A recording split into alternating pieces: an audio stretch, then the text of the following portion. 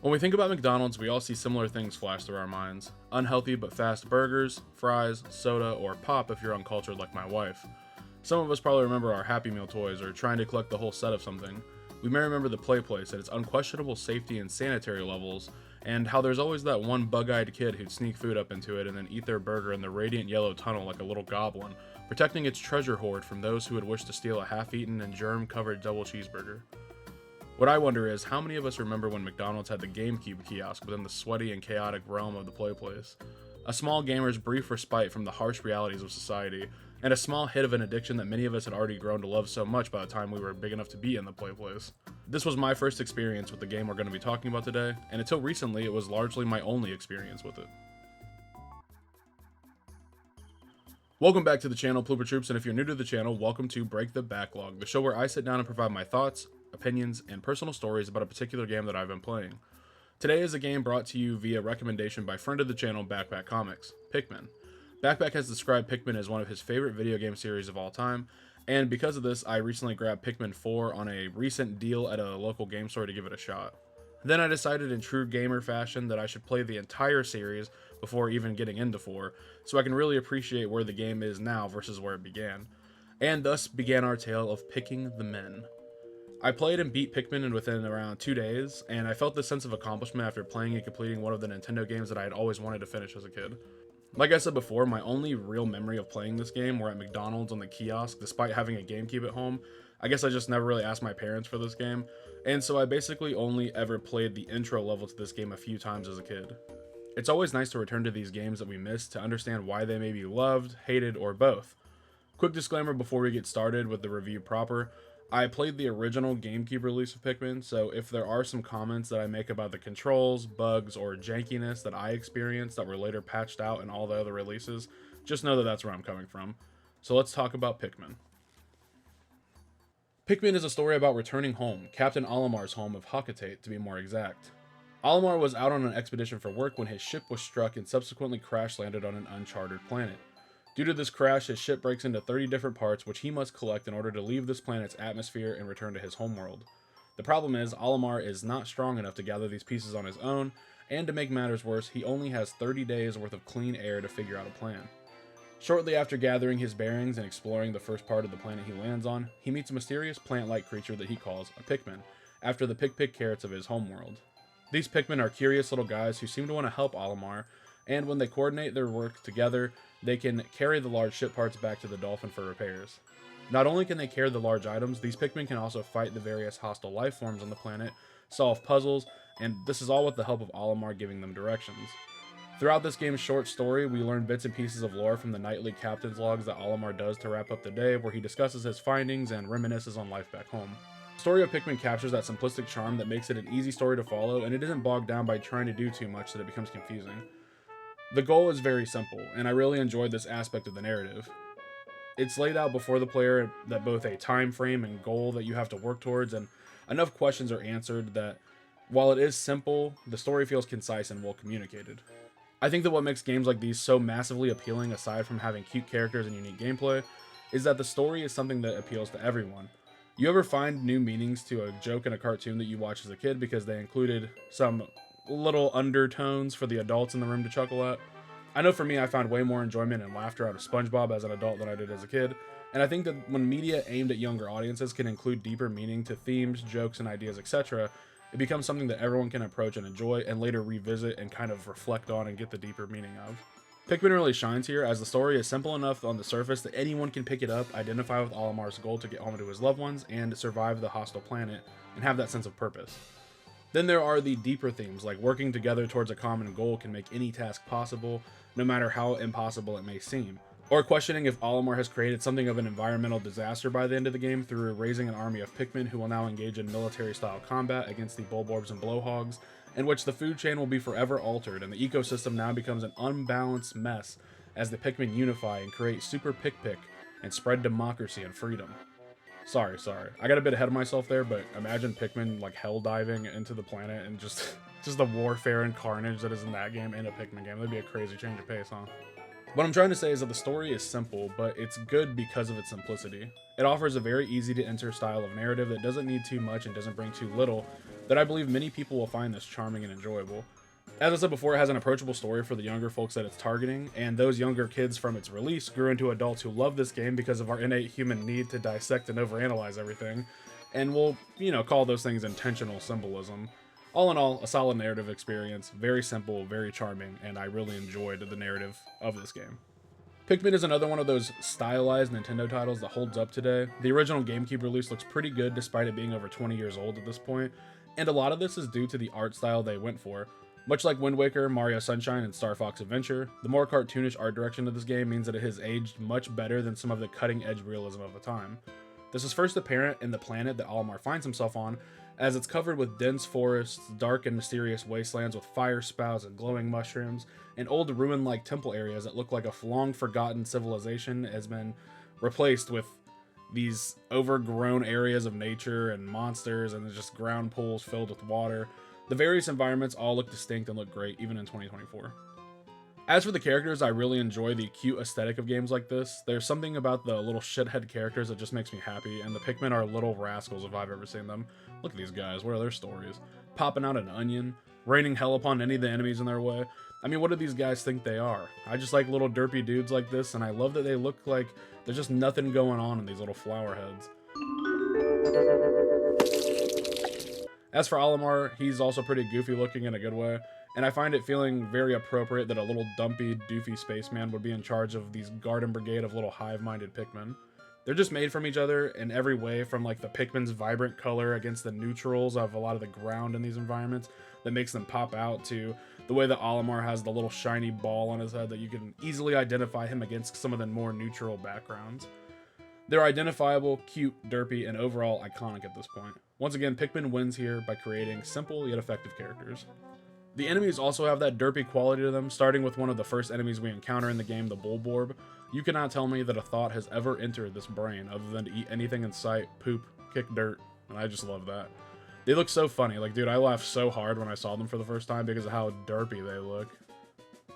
This isn't to say that they're at all bad designs. I thoroughly enjoy the designs of most of the enemies. I just really enjoy the aesthetic of this game and how they manage to create such goofy little guys that are kind of terrifying when they proceed to open a buffet line of our hard-earned Pikmin. That being said, some of the designs didn't do it for me, like the yellow frog enemies towards the end of the game. I think they're kind of boring, and I just didn't like them as much as I did the original frog enemies, though they are both insufferable when it comes to smashing my Pikmin all the same. The enemy designs overall manage to create creatures that don't feel out of place in juxtaposition to the Pikmin, and that they are goofy or derpy looking. They also manage to be pretty intimidating when you watch them rip your loyal army to shreds, and I can't imagine that designing goofy enemies that also strike the fear of God into players at times was an easy feat. Sure, there may be some boring ones mixed in there, but overall I think that these designs work within the contextual art direction of this game. As for the sound design of Pikmin, I have no complaints. Sounds can be pretty essential for creating that comforting environment for gamers to play in games like this. The Pikmin make these cute little noises that let you know they're going to go work on the commands you issued, or this little grunt they do when you pluck them out of the ground and they backflip to life. The various enemies also have their own grunts, growls, chirps, and flamethrower nasal sounds to fill the soundscape of our growing arming of flower boys. I never felt like any of these sounds got annoying or pushed against the visual style in any way.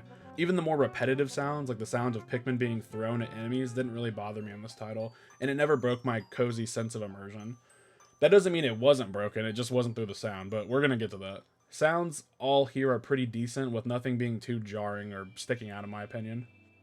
The soundtrack of Pikmin is a really interesting listen, as at first it just sounded really chaotic to me, with how fast-paced some of the songs are and the seemingly strange composition of sounds, but in a way it really perfectly captures this game and what it is. The instrumentation almost has a earthly and natural feel to it, making it the perfect companion to the adventuring Olimar and crew.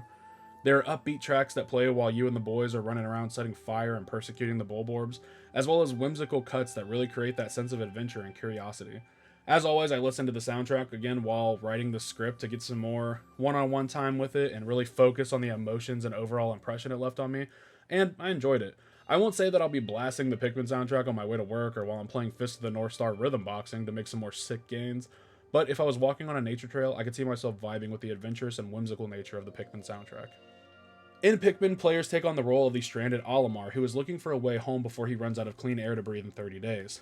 This time limit is imposed upon the player as one of the central gameplay mechanics in Pikmin, and it serves as a kind of progress tracker throughout the game, as in theory, collecting one ship part a day should be enough to help you rebuild Olimar's ship. The way that the day-night cycle works in this game is that by landing on one of the various zones to explore the planet, you start a day in the morning. Time then passes as you run around and adventure with your Pikmin, and eventually, night will be approaching. Nighttime is too dangerous, as it's when the other more hostile creatures found in these zones are more active and they begin actively hunting rather than just sleeping or wandering around. And as such, Olimar and the Pikmin must escape to return their respective ships before the enemies close in on them. Any Pikmin that are not in the safety of the home base kind of circle that's around all the ships, or in Olimar's party, will be lost and devoured by the creatures that hunt them. It's actually really sad and pretty morbid when this happens, as the Bulborbs scoop up their prey in their mouths, and the last thing the Pikmin sees before it's swallowed is the ships flying above them, thinking just how close they were to being safe with their brothers. This time limit did not feel like it was too much or like a burden during any of my playthrough of Pikmin, as it was pretty common for me to come across and take multiple ship parts back to the ship in a single day. There were even some days where I didn't get any parts at all for the ship, and maybe just open pathways all day leading to the parts to make the later visit more efficient. I had a few days to spare after collecting the 29 parts I had, and it turns out you only need so many of these parts to get to the normal ending of the game. But yeah, while the time limit did offer some pressure at times, I overall never really felt like it was breathing down my neck. As I talked about earlier, Olimar isn't capable of doing everything on his own. He's an average small little fella, and he's going to need some help to overcome the massive tasks before him. This is where the Pikmin come in. The Pikmin that Olimar meet come in 3 different colors in this first installment of the series: red, blue, and yellow. The yellow Pikmin is the smallest and weakest physically, but is able to use its larger ears to fly further than its red and blue brethren when it's thrown. It also has the ability to pick up explosive rocks to help clear blocked pathways that may make shortcuts to save time while carrying back ship parts. The blue Pikmin is in the middle in terms of combat prowess, and it has the ability to traverse water thanks to the fact that it's blue, and as you probably all know, blue equals water. Water is something that the other 2 Pikmin immediately start drowning in, and trust me when I say, there is never a lifeguard on duty. Last but not least is the red Pikmin. These are the warriors, the Dothraki of the Pikmin tribe. I have a theory that red Pikmin aren't even born red, but they're instead covered in the blood of their enemies. A red Pikmin never loses a fight, and when it does, their flower is snipped off to represent the shame and humiliation they suffer at the hands of defeat.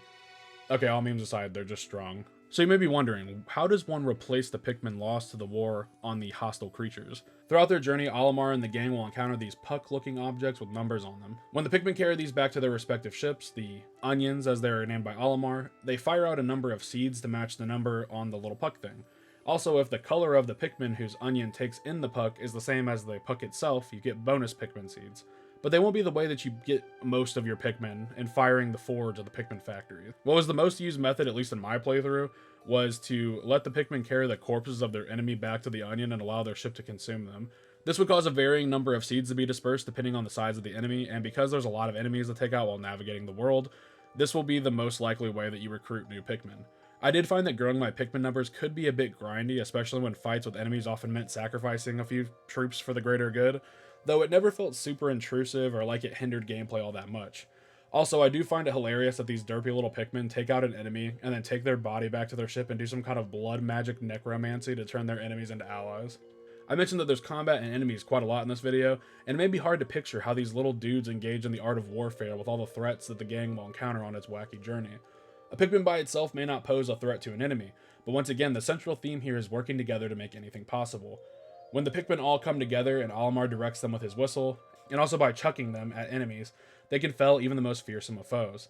This combat follows the rest of Pikmin's simplistic nature and offers neither too much nor too little, though there are times that it is incredibly frustrating based on the enemies you're facing. The frogs, dude. I love frogs in real life, but watching them annoyingly jump up multiple times and smash my Pikmin over and over and over.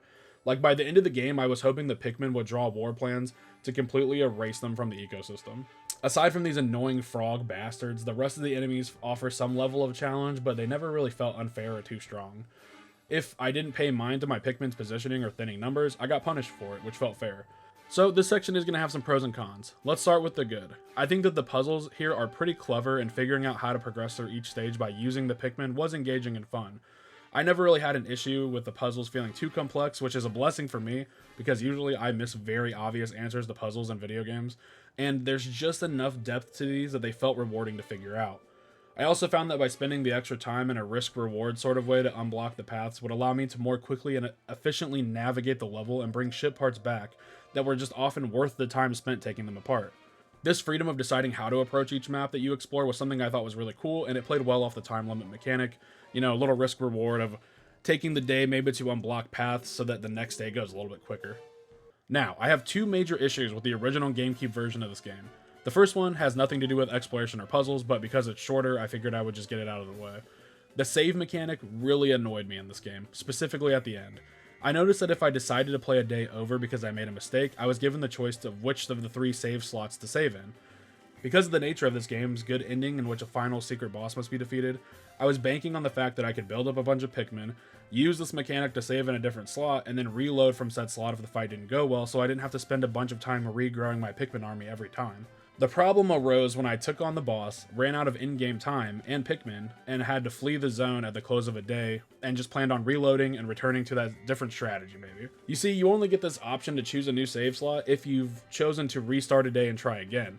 When you actually complete the day, whether you quote-unquote win or lose, if you successfully make it off of the planet, the game chooses to autosave in the slot that you last saved in. So after I go on my ship, the game lets me know that it's already saved and there's no going back. This caused me to miss out on the final boss as I had no time left to build up my army again, and I was beyond frustrated. Now I get that this may be to add some concrete finality to the decisions you make, kind of like the Iron Man thing where it gives you a sense of permanence, like there's no going back on these decisions. I guess my frustration in it was just why even include the ability to access these other save slots within a playthrough when I give up progress and redo a day? Why would it be different when I successfully completed a level? Why would it matter that I want to go back into a previous save and try again when the game already kind of allows me to do that?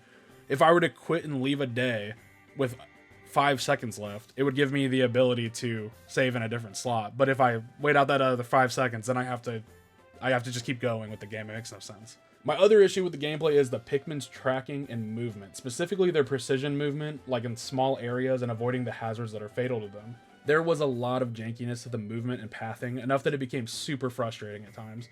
For instance, it takes time to recruit more Pikmin, as well as oftentimes sacrificing some in a fierce battle to be able to work to get the seeds. So when I avoid a massive watery grave of my Pikmin because they are Papa's workforce, and these little shits still end up falling in and drowning because they walked into a puddle, was so annoying.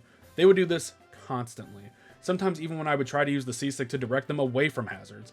Pikmin end up burnt, chomped, or at the bottom of an infinity pool at a Project X party because they just love dying in the ways that take as many with them as possible. Sometimes when throwing a Pikmin, another will begin pacing back and forth randomly and end up drowning in the water, and then, for whatever reason, 50 decide to join him in his grave. This jankiness became an absolute bane to my existence while I played this. It was extremely frustrating. Pikmin is a game that I always wanted to play. It's a series that continued to evade me for my entire life until one of my best friends urged me to play it. It may be a bit rough around the edges and it drive me up a wall when for the 4th time today I'm watching a thick-ass red Pikmin gritty into a puddle that the rest of us are avoiding, but overall I found it to be very charming. Visually, it's a pretty good game considering the time it came out, and it's also just most importantly fun. I was pretty angry when I got robbed of my good ending, with the only way to salvage it being to restart an entire new save from the beginning, but after sitting with my thoughts for a few weeks and cooling off, I overall really liked this experience and I felt like it was a pretty good entry point to the series. Olimar's journey is easy to identify with and allows enough space to interpret these themes. The visuals are cute and still hold up really well today, as is the sound, and the game just shines in its simplistic yet adorable approach to fun. The pros far outweigh the cons of this game, and with such a base, I'm excited to see where the series goes from here. Yet another classic Nintendo game series that has lived up to the hype for me and the love and all of the adoration it gets from its fans. It's a very quality title. Thank you for watching this video and spending time on my channel. It really means a lot to me. If you enjoyed this content, please let me know by liking and subscribing, as this always helps out the channel. And if you have played and enjoyed the original Pikmin game, let me know in the comments below. Even if you didn't like it, just let me know. Until next time, take care of yourself. Peace.